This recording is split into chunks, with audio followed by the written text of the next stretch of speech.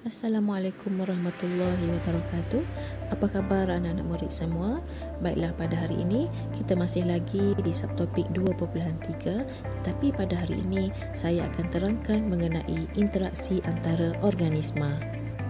Bagaimana organisma yang ada di muka bumi ini saling berinteraksi?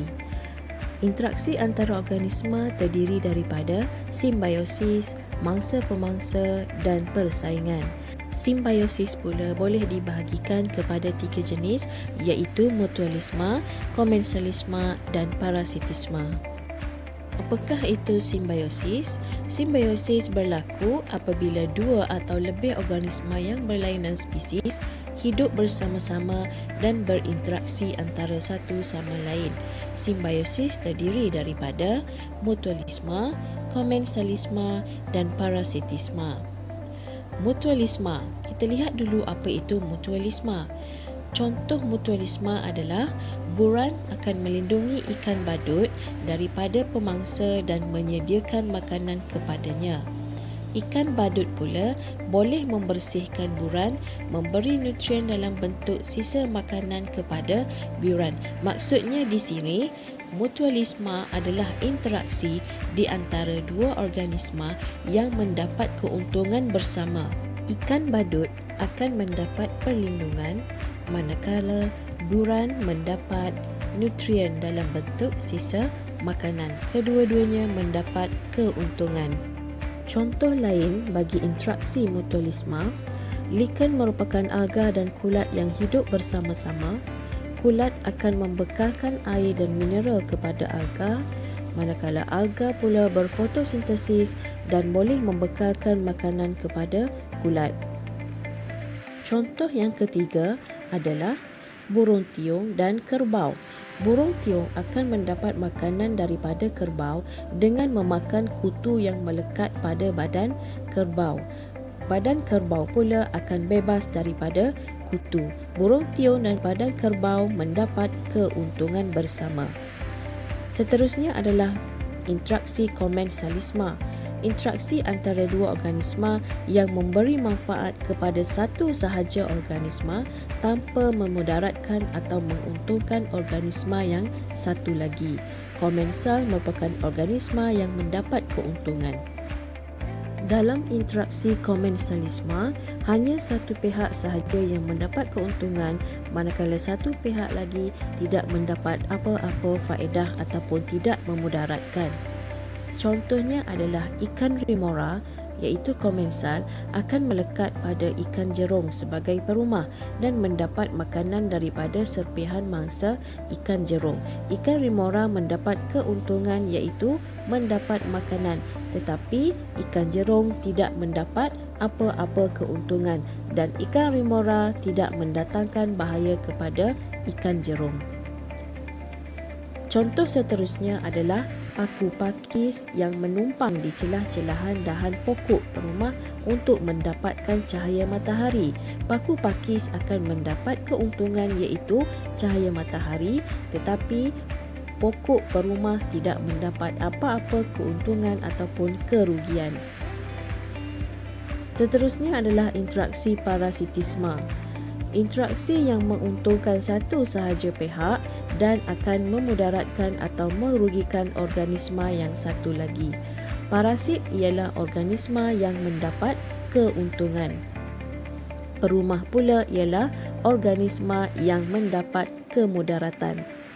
Contoh parasitisme adalah cacing pita yang bertindak sebagai parasit hidup di dalam usus manusia yang bertindak sebagai perumah akan menyerap nutrien. Cacing pita akan mendapat keuntungan dan manusia akan mendapat kerugian. Contohnya manusia akan jatuh sakit.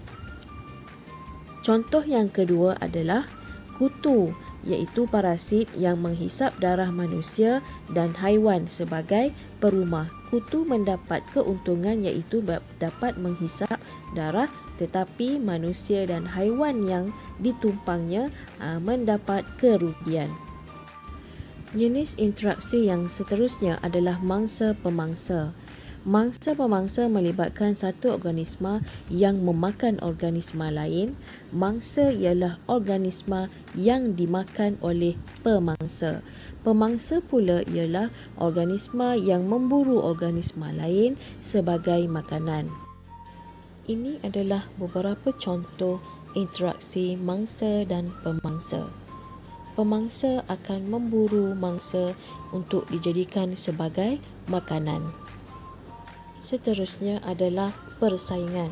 Persaingan berlaku apabila organisma dalam satu habitat bersaing untuk mendapatkan keperluan asas yang terhad seperti cahaya, ruang, air, makanan dan pasangan. Contohnya seperti persaingan yang berlaku dalam tumbuhan. Tumbuhan akan berlumba untuk menjadi tinggi, untuk mendapatkan cahaya matahari supaya ia boleh melakukan proses fotosintesis. Tumbuhan yang gagal pula, pertumbuhannya akan terbantut. Apakah yang dinamakan sebagai kawalan biologi? Kawalan biologi adalah satu kaedah yang menggunakan organisma iaitu pemangsa semula jadi, parasit atau patogen untuk mengurangkan bilangan haiwan perosak di sesuatu kawasan. Sebagai contoh, burung hantu dipelihara di ladang kelapa sawit untuk mengawal populasi tikus. Oleh itu, petani tersebut tidak perlu menggunakan racun serangga untuk membunuh tikus. Sebaliknya, dia membela burung hantu supaya burung hantu boleh memakan tikus yang merosakkan tanamannya. Contoh seterusnya adalah ikan gapi merupakan pemangsa kepada jentik-jentik di dalam kolam. Oleh itu, jika kita mengalami masalah pembiakan nyamuk di dalam kolam, maka kita boleh pelihara ikan gapi kerana ikan gapi akan makan jentik-jentik tersebut. Itik pula diternak di sawah padi untuk memakan perosak seperti siput dan serangga. Kumbang kura-kura pula digunakan untuk memakan afid iaitu sejenis perosak tanaman. Apakah kelebihan kawalan biologi berbanding serangga perosak? Kawalan biologi lebih mesra alam kerana tidak menggunakan pestisida atau sebarang bahan kimia. Selain itu, kaedah ini biasanya lebih murah dan tidak menjejaskan kesihatan manusia.